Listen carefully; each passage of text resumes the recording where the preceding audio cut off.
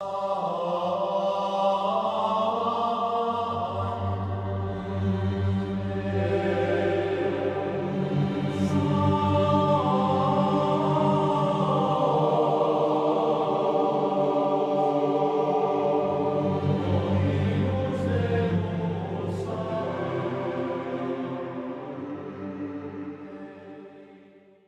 fond farewell.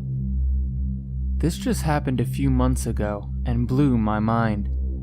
My elderly aunt, who is 90 years old, was not doing well and staying at a nearby hospital when one night I woke up out of a deep sleep. I looked at my clock and it blinked 4 a.m. Not thinking anything of it, I rolled over and immediately fell back asleep.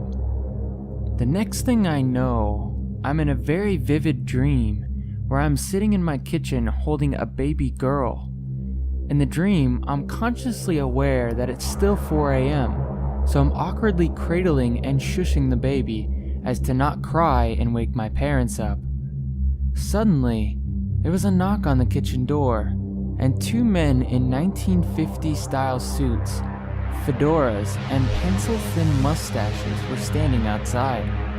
Without saying a word, I opened the door and gave the newborn to them and watched as they walked down the driveway into the darkness.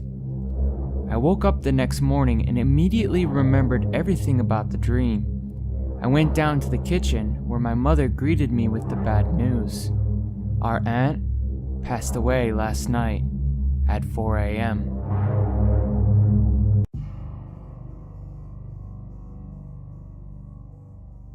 Scary student digs. There was a house I lived in during my second year of university.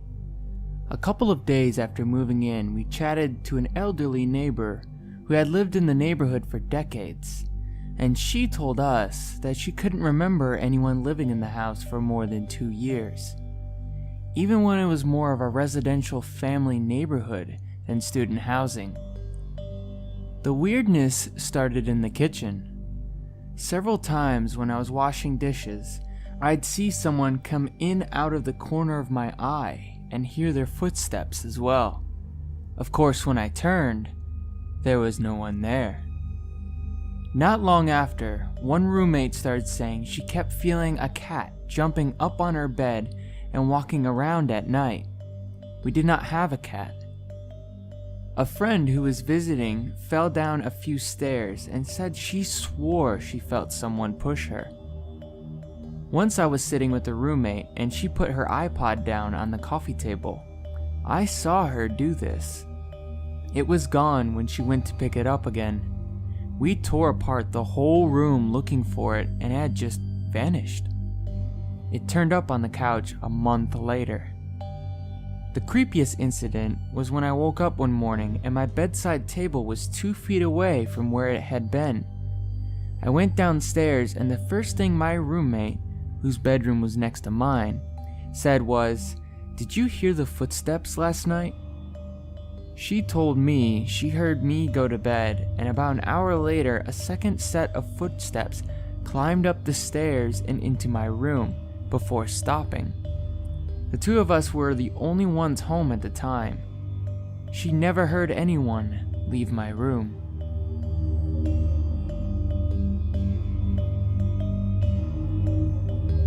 Strange relations.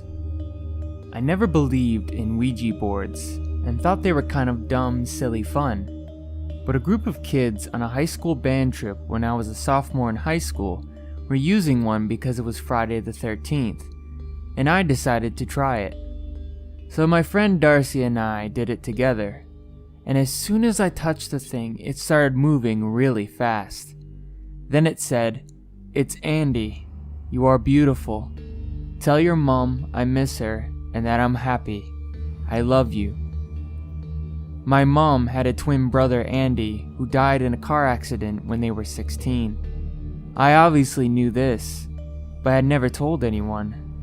The only other person doing the Ouija board with me was Darcy, and she had no idea who Andy was, and I wasn't moving the pointer.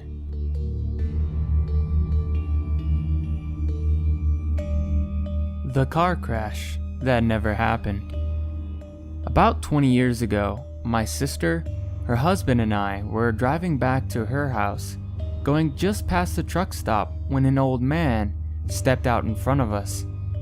Her husband, who was driving, slammed on the brakes and we all started freaking out because the old man had disappeared. My sister and her husband jumped out, thinking they just killed the man, but there's nothing there. Cop comes along and a few truckers wander over and tell us that it's an almost weekly occurrence. Apparently, there had been an old man who lived and later died in the house across the road. He used to go over there to check his chickens every night before going to bed.